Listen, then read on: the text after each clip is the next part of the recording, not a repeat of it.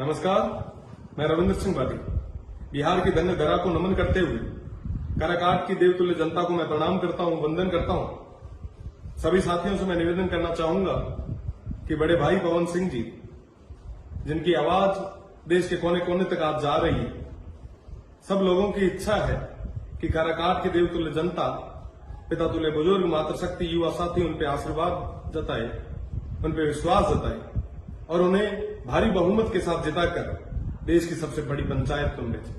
मैं निवेदन करना चाहूंगा आप सब साथियों से कि आने वाले इस लोकसभा चुनाव में आप मत व समर्थन देके बड़े भाई को विजयी बनाएं।